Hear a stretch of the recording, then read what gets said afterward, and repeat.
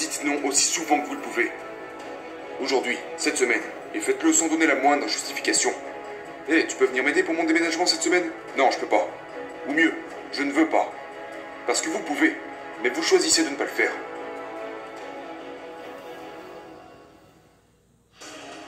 Quelles sont les tentations auxquelles vous cédez? Quelles distractions? Quelles sont vos peurs? Sur quoi est-ce que vous hésitez? Qu'est-ce qui vous empêche de faire ce que vous savez que vous devez faire? Identifiez tout ça, écrivez-le, et puis élaborez une stratégie qui vous permettra d'éradiquer les tentations et les distractions de votre vie. Les gars, vous ne devez pas chercher à être occupé. Productif, bien sûr. Efficace, performant, engagé, oui. Mais pas occupé. Les erreurs courantes. Numéro 1, les priorités obsolètes ou indéterminées. Numéro 2, les distractions. Et numéro 3, le syndrome du nice guy. Ok, donc, comment pouvons-nous traiter cela? Comment pouvons-nous gérer notre temps plus efficacement? Comment gagner plus d'argent? Comment être plus connecté avec votre femme? Comment tisser des liens avec vos enfants? Comment se faire des amis? Comment vous approfondir dans les hobbies et les activités qui sont importantes pour vous? Eh bien, vous allez le faire de cette façon. Numéro 1, planifiez votre vie. Planifiez votre vie. Vous prenez un moment, absolument tous les jours, et vous planifiez vos journées. Parce que si vous ne planifiez pas vos journées, vous allez vous laisser distraire par les personnes de votre entourage, par les circonstances extérieures, les situations, par tout ce qui se présente à vous, et c'est juste aléatoire et chaotique et inefficace. Ce n'est pas productif. Et en fin de compte, c'est l'antithèse des résultats que vous voulez obtenir. Messieurs, planifiez vos journées. Je ne peux même pas vous dire avec combien d'hommes je parle qui n'ont pas d'emploi du temps. Ils n'ont qu'une sorte de liste de tâches à accomplir. Ils n'ont qu'une forme de priorité ou d'instruction écrite sur la façon dont ils vont accomplir leur journée. Ils n'ont pas de stratégie pour faire face aux distractions. Ils ne savent pas dire oui à certaines choses et non à d'autres choses. Ils ne savent rien de tout ça. Les gars, planifiez vos journées. Maintenant, peu importe comment vous le faites. Que vous utilisez Google Agenda ou que vous planifiez sur un bloc-notes. Je m'en fiche de savoir ce que c'est. Mais planifiez vos journées. Faites-le tous les matins sans exception. Oui, même les samedis et dimanches. Lors de vos, entre guillemets, jours de repos. Au passage, il n'y a pas de jour de repos, mais on en parlera une autre fois. Planifiez aussi ces jours-là. Maintenant, ce que vous faites lors de ces jours peut être un peu différent. Si c'est dimanche, peut-être que vous voyez ça comme un jour de repos. Mais cela ne veut pas dire que vous devez laisser cette journée au hasard. Non, planifiez-la. Mon service religieux de telle heure à telle heure, le temps avec ma famille de telle heure à telle heure, les repas ici, la sortie entre amis ici, la lecture ici. Donc même lors de vos jours de repos, vous devez rester organisé et structuré. Numéro 2. Identifiez les oui et identifiez les non. Et c'est beaucoup plus facile si vous planifiez vos journées. C'est nettement plus facile si vous avez un plan de bataille, que vous connaissez vos buts et que vous savez ce que vous voulez accomplir. Parce que tout ce que vous avez à faire, c'est dire « Ok, voici une opportunité qui vient de se présenter. Et je dois répondre oui ou non en fonction de là où elle me mènera. Laissez-moi vous donner un exemple. J'ai un ami à moi qui est adepte de mes podcasts depuis des années maintenant et qui voulait un coaching individuel.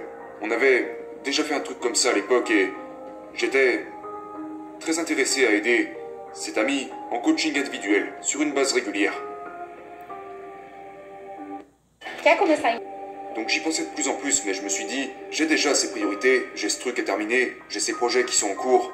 Et vous savez, même si je voulais aider cet ami grâce à cette relation de coaching, j'ai dû prendre la décision, basée sur mes priorités, car je devais honorer mes priorités.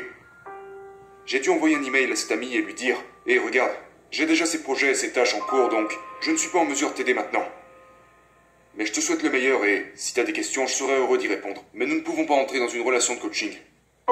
Maintenant, combien d'entre vous, à cause de l'argent, ou à cause de votre désir d'être gentil ou d'être perçu comme gentil, ont accepté de porter des choses sur leurs épaules, et puis avaient sacrifié toutes les autres choses que vous aviez en cours?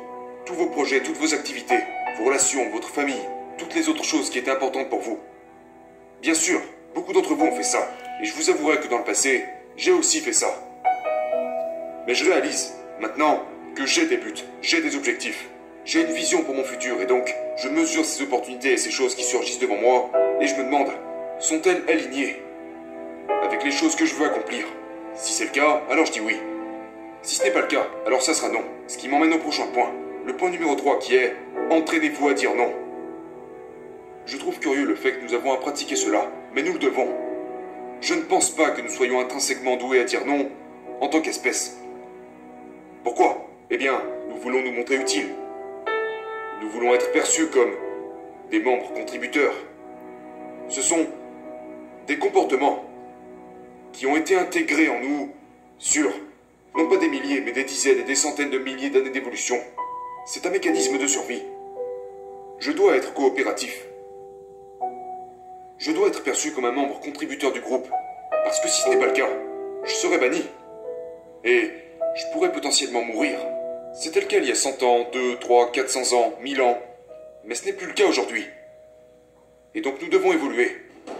Et ça va être gênant, ça va être inconfortable, parce que c'est littéralement ancré à l'intérieur de vous. Le fait de coopérer avec d'autres êtres humains, quelle que soit la tâche en question. Nous voulons être gentils, nous voulons être coopératifs, nous voulons être utiles, nous voulons acquiescer quand nous le pouvons, nous voulons aider les autres. D'accord? Bien sûr que nous le voulons. Le problème, c'est que ça nous écarte de nos priorités et nous empêche de faire ce qui est vraiment important à nos yeux, de faire un travail formidable et concret. Je pourrais faire toutes sortes de travaux qui rempliraient mes journées, mais qui resteraient insignifiants dans ma vie, ou alors je pourrais passer beaucoup de temps à me concentrer sur les activités les plus significatives, qui m'apporteraient les meilleurs résultats pour moi et pour les gens que je veux servir, vous.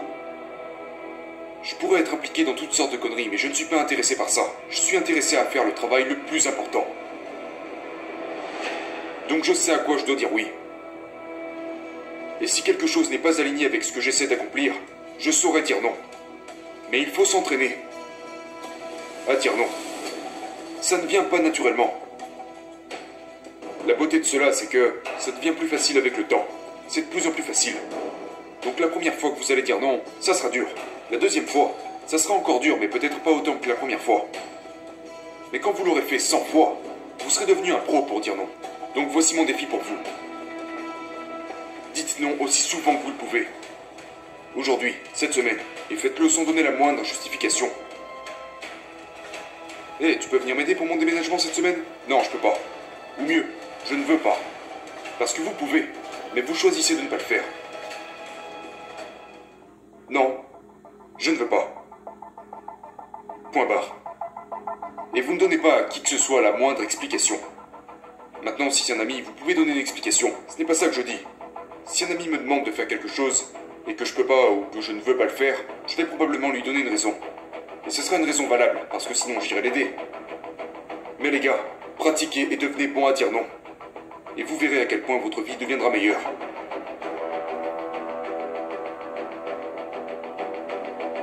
Point numéro 4. Éliminez les tentations et les distractions. Vous devez vous assurer que vous vous en débarrassez et que vous éliminez les tentations et les distractions dans l'absolu. Parce que comme ça, vous n'aurez plus à concentrer votre volonté sur des choses comme l'alcool, la drogue, la pornographie et toutes ces choses qui ne sont que tentations et distractions. Trouvez un moyen de complètement vous débarrasser de ces choses pour que vous n'ayez plus besoin d'exercer une quelconque sorte de volonté pour éviter de vous laisser piéger par ces distractions et ces tentations qui en temps normal vous affecteraient. Mais vous devez également être honnête. Quelles sont les tentations auxquelles vous cédez? Quelles distractions? Quelles sont vos peurs? Sur quoi est-ce que vous hésitez? Qu'est-ce qui vous empêche de faire ce que vous savez que vous devez faire?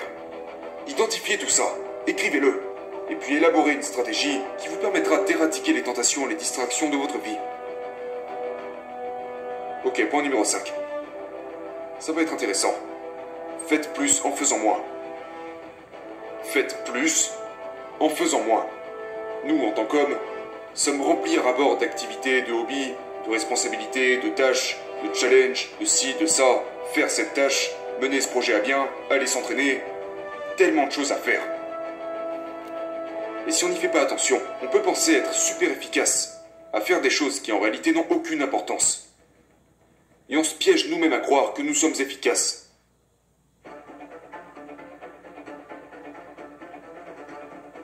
Pensez-vous qu'être occupé est une bonne chose? Pensez-vous qu'être occupé est ce qui fait que les autres vous considéreront comme étant important ou spécial? La raison pour laquelle nous disons que nous sommes occupés est parce que nous avons identifié l'occupation comme une médaille d'honneur. Les gars, vous ne devez pas chercher à être occupé. Productif, bien sûr. Efficace, performant, engagé, oui. Mais pas occupé. Alors comment éviter d'être trop occupé. Je vous l'ai déjà dit, dites non aux choses qui ne sont pas alignées avec votre vie.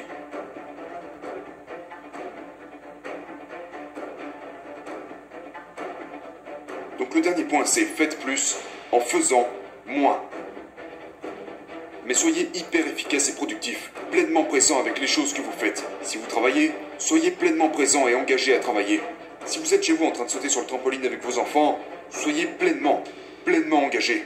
Vous n'avez pas votre téléphone sur vous, même pas à portée de main. Soyez pleinement présent à ce moment-là. Et vous constaterez qu'en faisant moins, vous aurez peut-être une vie bien plus épanouissante et gratifiante. Et c'est de ça qu'il s'agit.